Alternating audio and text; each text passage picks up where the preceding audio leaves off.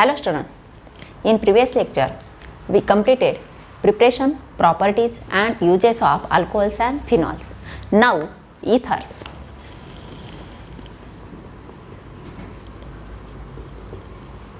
Ethers are defined in different ways.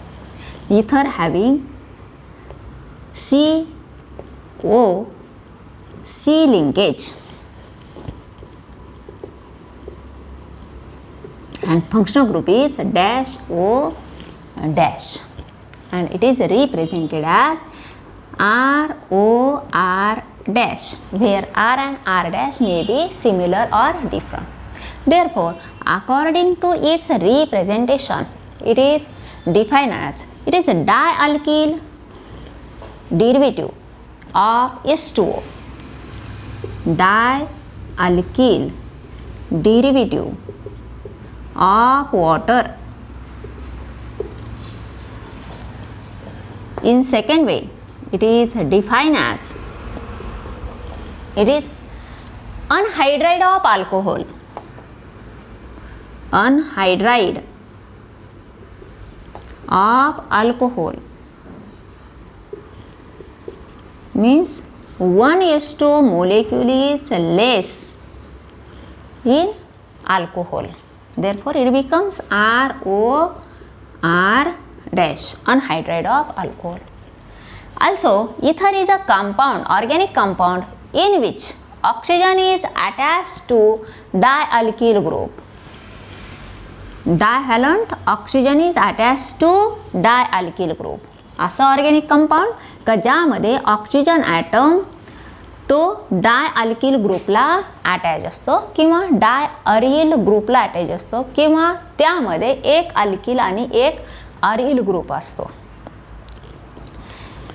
Again it is defined as ethers are derivatives of alkane in which hydrogen is replaced by alkoxy group.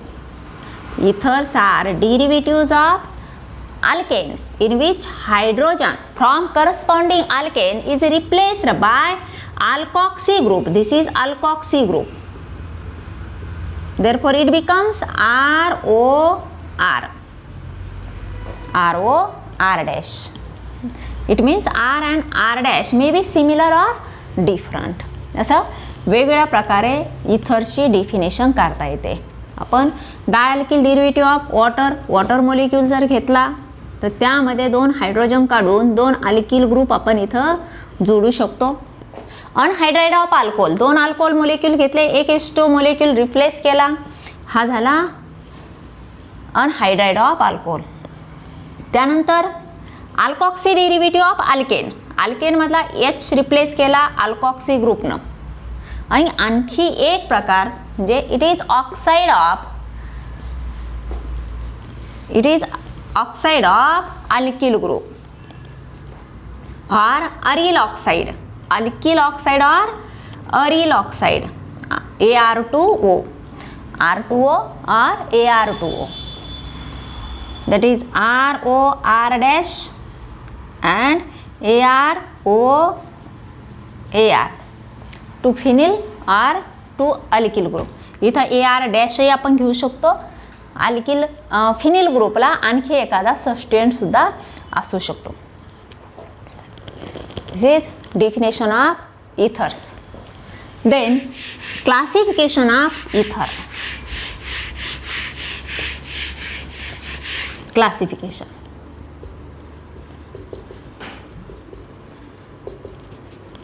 It is classified into two types, that is simple ethers and mixed ether. Simple ethers and mixed ethers. Simple ethers are also known as symmetrical ether.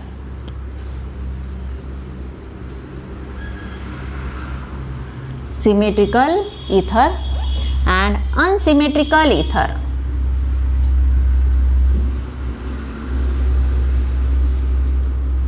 Unsymmetrical ether.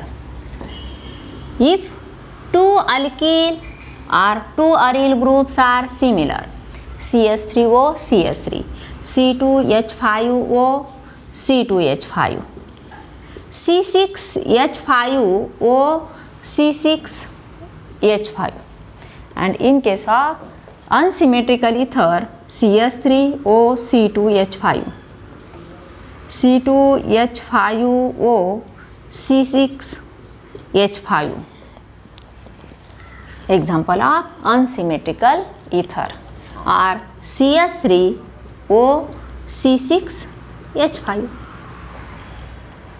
Then isomerism in ether. Isomerism. Its isomers are known as metamers. It is actually position isomers. Position isomer known as metamers. They having same molecular formula but different position of oxygen atom.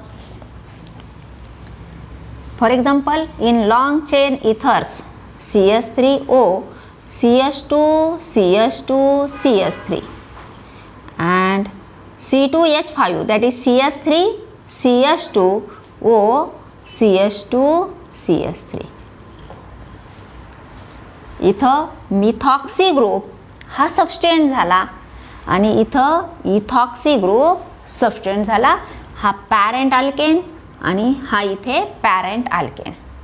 किंवा आपण त्याला travel common name दिला तर common नेममध्ये होईल methyl N propyl इथर आणि हे होईल डाय इथिल इथर.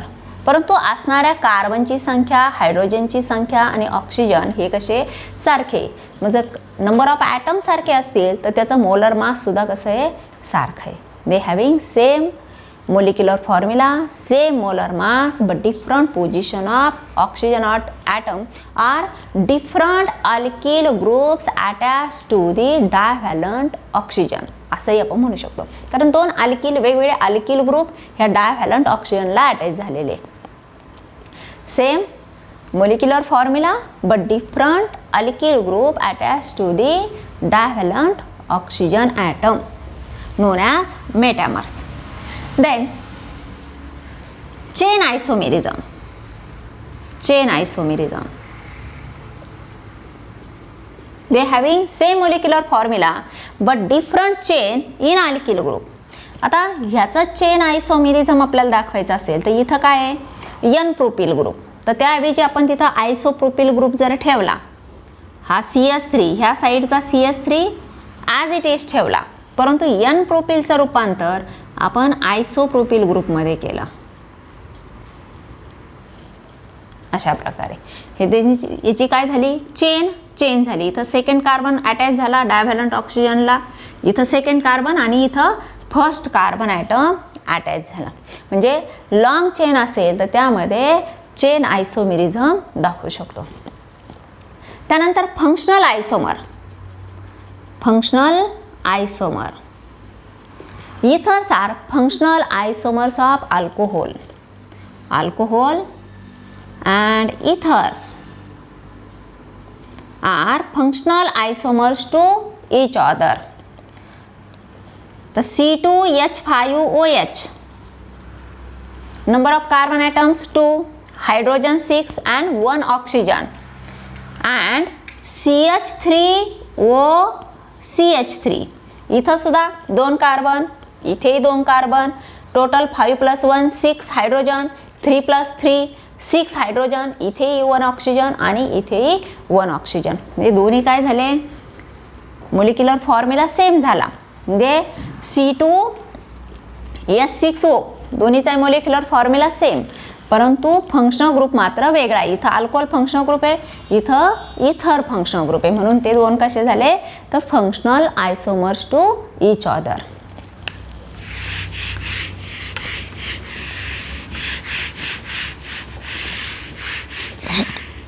Then nomenclature of ethers.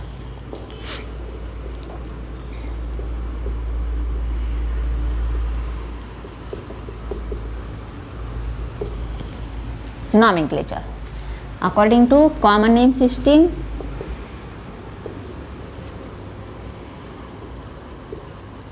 and IUPAC name system.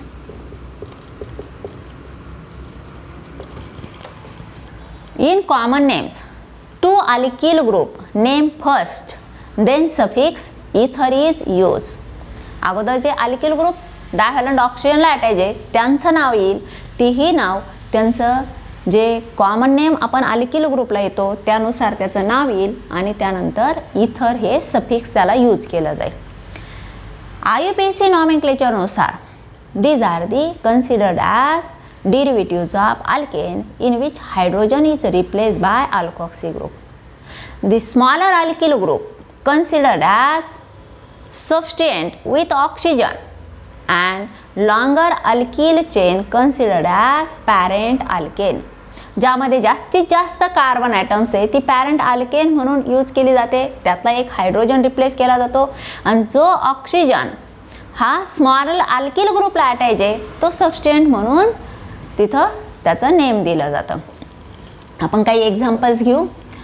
First example CH3O कारण इथं आपण हायड्रोजन घेऊ शकत नाही, आपण इथं जर H घेतला तर हे अल्कोहोल होतं, म्हणून आपल्याला डाय अल्किल डेरिव्हेटिव्ह म्हणून दोन अल्किल ग्रुप इथं जसं कीटोनमध्ये दोन अल्किल ग्रुप आपण घेतो हो की नाही, आणि अल्डिहाइडमध्ये कंपल्सरी एक हायड्रोजन आपल्याला घ्यावाच लागतो तरच ते अल्डिहाइड होतं आणि दोन अल्किल ग्रुप घेतले तर कीटोन होतं. तसं इथं आपण ऑक्सिजनला एक हायड्रोजन अटॅच केला तर ते अल्कोहोल होतं आणि दोन अल्किल ग्रुप घेतले तरच ते इथर होतं. हे झालं डायमिथिल इथर. डायमिथिल इथर. आता इथं हे सिमेट्रिकल आहे, परंतु कुठलाही एक अल्कॉक्सी ग्रुप हा काय असेल त्याचा सबस्टिट्यूएंट असेल. म्हणजे आता हा आपण सबस्टिट्यूएंट घेतला, हा alkane, methane is alkane and derivative of methane that is methoxy methane. काय नाव होईल तर मिथॉक्सी मिथेन. मिथेनचा डेरिव्हेटिव्ह हा मिथेन, त्याचा एक हायड्रोजन आपण OCH3 न रिप्लेस केला म्हणून ते झालं मिथॉक्सी मिथेन. त्यानंतर C2H5OCH3. आता लॉंगेस्ट चेन इथं झाली इथिल म्हणजे इथेनचा डेरिव्हेटिव्ह म्हणून हे झालं मिथॉक्सी इथेन. Methoxy ethane. आणि कॉमन नेम देत असताना अल्फाबेटिकल ऑर्डरनुसार अल्किल ग्रुपचं आपल्याला नाव द्यावं लागेल. मग इथं मिथिल ग्रुप आणि हा इथिल ग्रुप, मिथिल आणि इथिल ग्रुप. आता हे इथिलसाठी ET आणि मिथिलसाठी ME असंही ॲब्रिव्हिएशन वापरलं जातं. असं जरी असेल तर हे सुद्धा काय आहे इथर. तर याचं नाव होईल इथिल मिथिल इथर. केवळ हे ह्या साईडला आहे असं नाही, तर E अल्फाबेटिकल ऑर्डरनुसार E अगोदर येतो, M नंतर येतो, म्हणून हे झालं इथिल मिथिल इथर.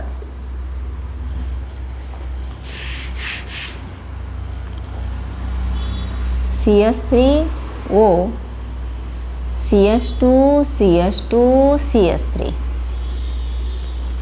हे methoxy propane.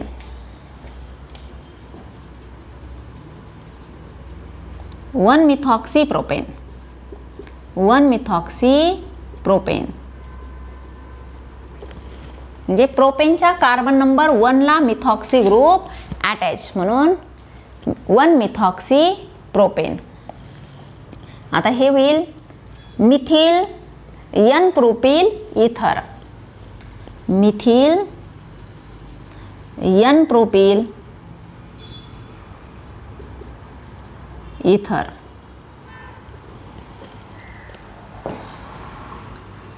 CH3O CH3 CH3 1 2 3 4. आता हा आयसोप्रोपिल ग्रुप झाला, आयसोप्रोपिल ग्रुप, आणि हा मिथिल, तर हे होईल मिथिल आयसोप्रोपिल इथर, मिथिल आयसोप्रोपिल, प्रोपिल मिथिल आणि यम आणि पी मध्ये आपण कंपेअर केलं तर यम अगोदर येणार, पी नंतर येणार. इथर आणि IUPAC नेम होईल कारण हा लॉंगेस्ट चेन 1 2 3 कार्बन ॲटम्स असलेली लॉंगेस्ट चेन, आणि सेकंड कार्बनला मिथॉक्सी ग्रुप अटॅच म्हणून 2 methoxy propane, 2 methoxy propane.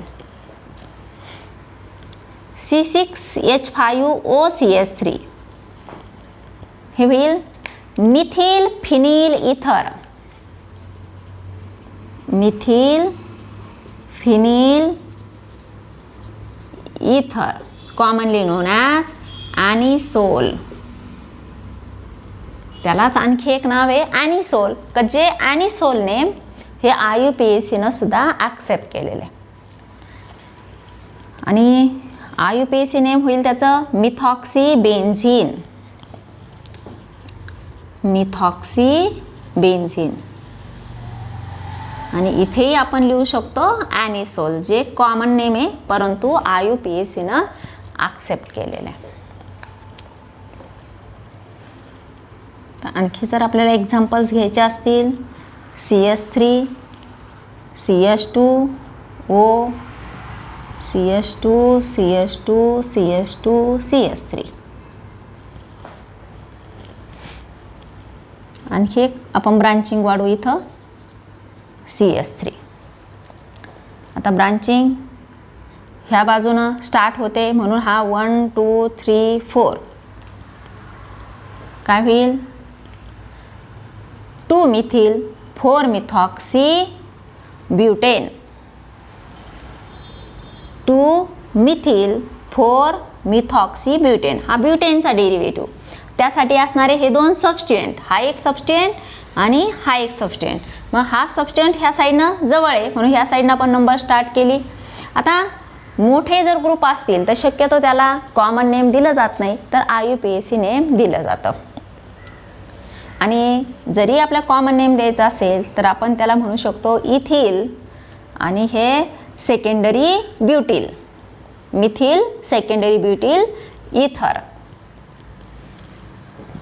2 methyl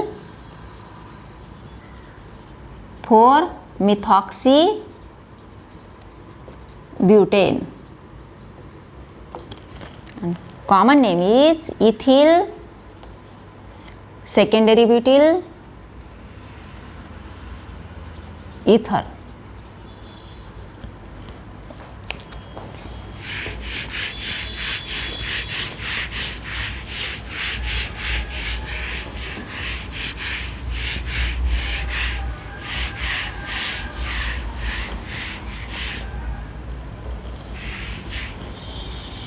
Then preparation methods of ether.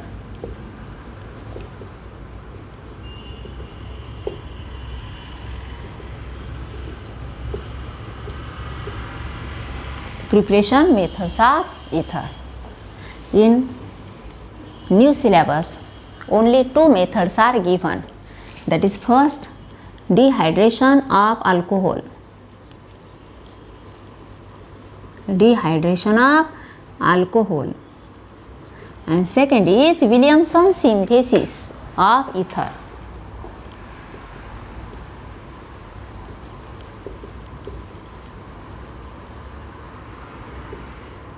Williamson synthesis.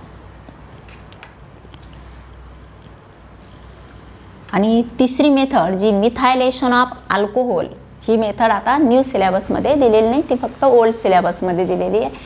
Dehydration of alcohol.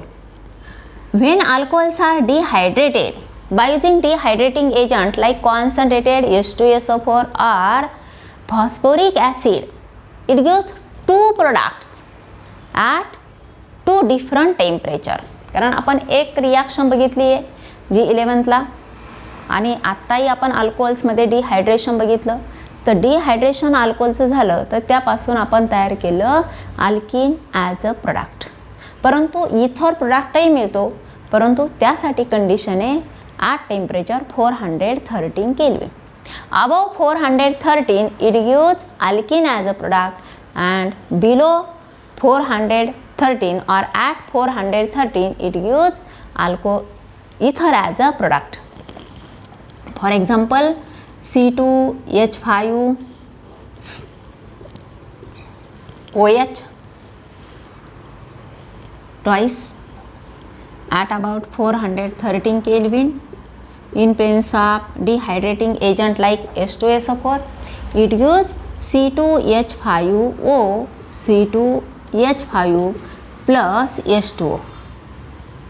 Dehydration takes place by using dehydrating agent H2SO4. And if reaction, same reaction is carried out at about 443 Kelvin. काही ठिकाणी तुम्हाला 453 सुद्धा रिॲक्शनमध्ये तुम्हाला old सिलेबसच्या पुस्तकामध्ये दिसल. Temperature अगदीच exact कुठंच दिलेलं नाही. काही ठिकाणी 443 असेल तर काही ठिकाणी 453 असेल.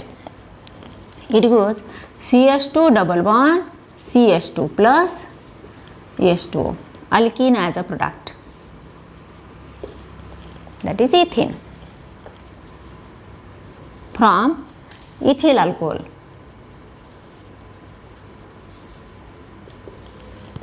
And ethyl alcohol gives diethyl ether.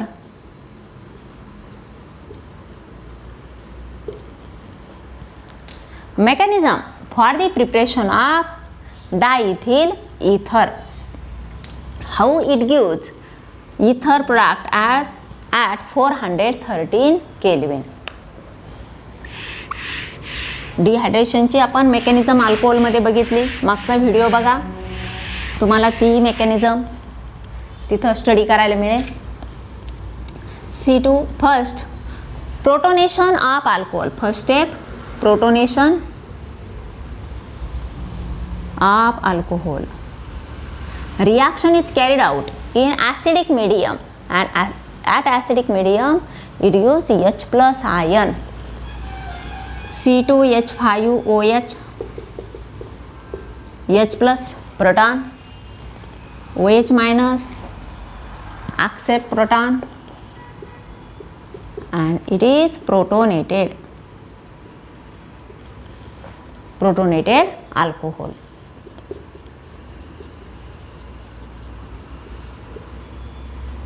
It is unstable species. Then second step, attack of nucleophile.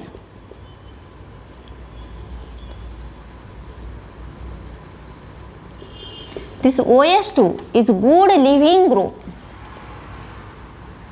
and another H2 molecule acts as a nucleophile due to presence of lone pairs on oxygen atom plus CH3 CH2. आता हे C2H5 अशा प्रकारे मांडलेत मी. And this is H2O, good living group on carbon atom. This good living group leaves easily. First step gives C2H5O. This H C2H5. This is protonated ether. इथरच तयार झालं, परंतु तिथे extra काय आहे H प्लस, म्हणजे हा काय झाला प्रोटोनेटेड इथर झाला. And डिप्रोटोनेशन.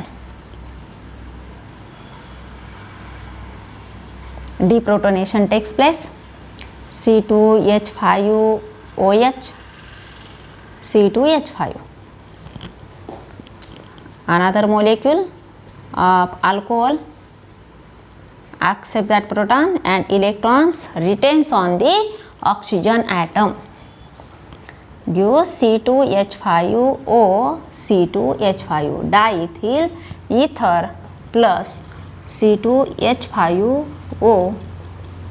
This is protonated alcohol. आणि पुन्हा प्रोटोनेटेड अल्कोहोलचा जो H प्लस आहे हा H2SO4 कडे जातो आणि H2SO4 पुन्हा कंटिन्युअस तो जे H2SO4 आहे तो दुसऱ्या मोलेक्युल्सचं रूपांतर इथर तयार करण्यासाठी वापरतो. म्हणजे जोपर्यंत तिथं H2SO4 आहे आणि अल्कोहोल आहे तोपर्यंत त्या अल्कोहोलचं रूपांतर इथरमध्ये होतं, म्हणून त्यालाच कंटिन्युअस इथरिफिकेशन प्रोसेस असंही म्हटलं जातं. Dehydration of alcohol also known as continuous etherification process at about temperature 413 Kelvin. Then next, Williamson synthesis for preparation of ether.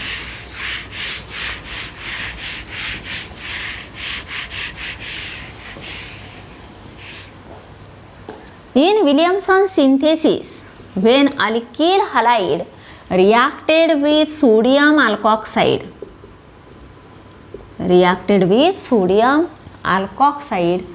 it gives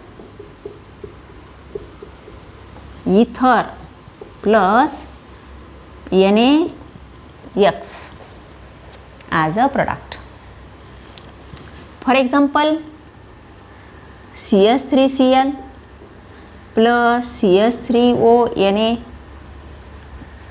आता आपण डिहायड्रेशन ऑफ अल्कोहोल बघितलं आणि तिथं अल्कोहोल मात्र एकच प्रकारचं वापरलं, म्हणून त्यापासून मिळणारा प्रोडक्ट हा सिमेट्रिकल अल्कोहोल असणार.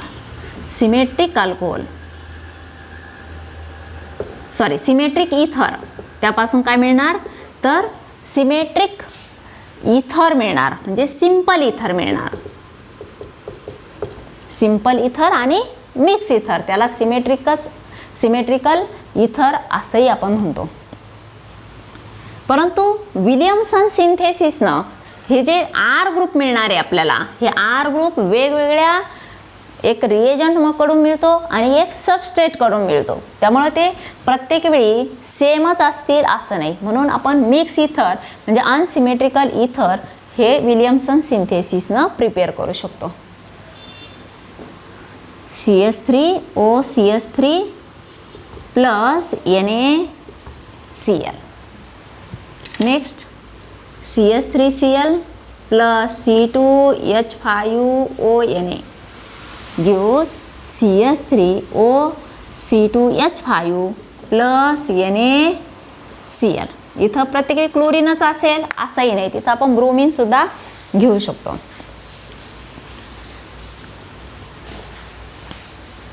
If reaction is carried out in such a way that is C2H5ONa OBr reacts with tertiary butyl sodium tertiary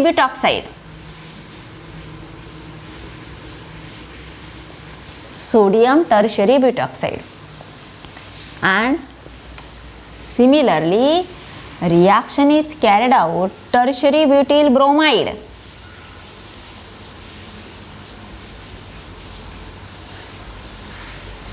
alkyl halide is tertiary alkyl halide and reagent is primary, that is C2H5ONa.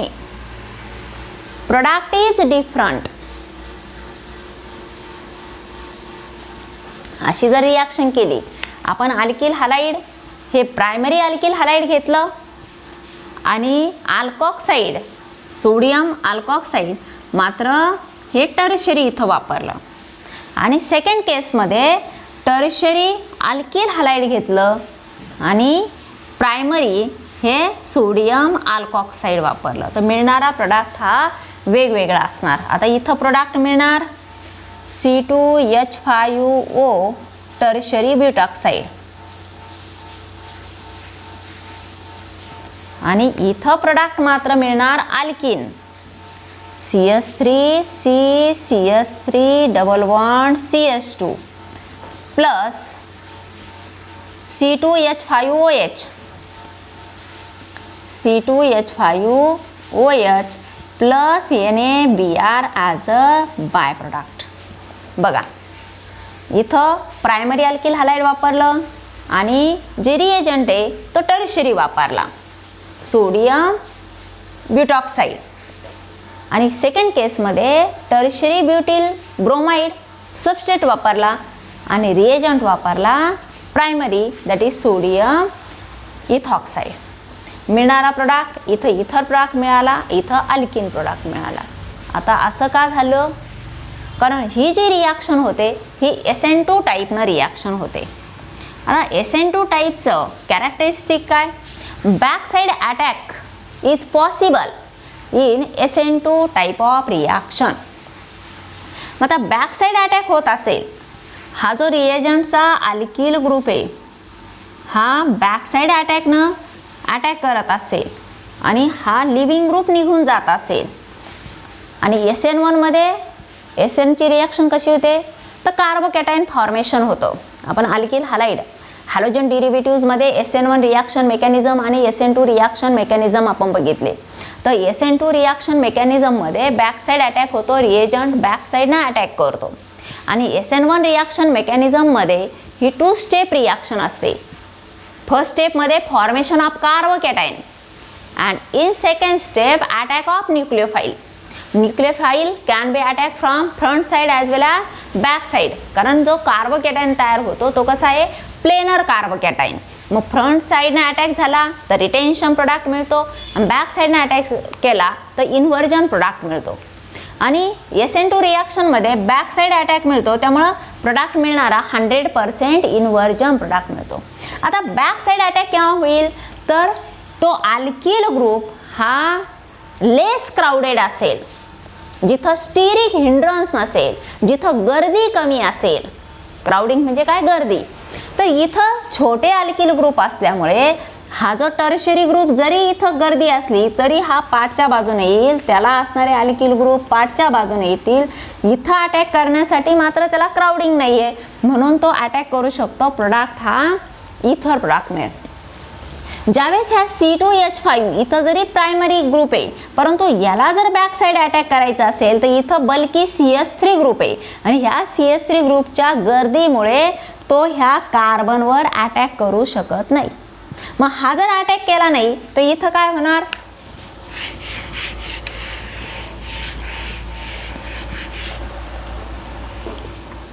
CS3CCS3Br हा living tertiary असल्यामुळे याला plus I effect आहे. Plus I effect increases electron density on carbon atom, therefore leaving group is lose easily formation of carbocation.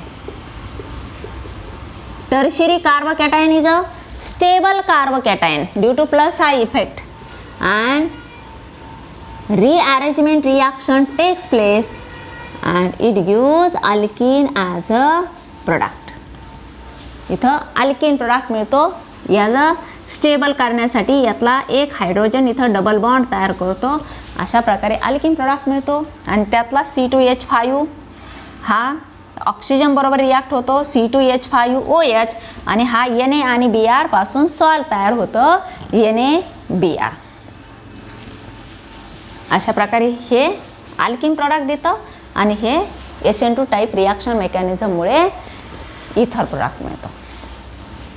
म्हणजे इथं tertiary असेल किंवा secondary जरी असला तरी प्रोडक्ट हा आपल्याला इथर मिळतो. परंतु इथं स्टार्टिंग सबस्ट्रेट टर्शरी असेल, सेकंडरी जरी असेल तरी सुद्धा प्रोडक्ट काय मिळेल? आपल्याला अल्किन प्रोडक्ट मिळेल. Remaining part in next lecture.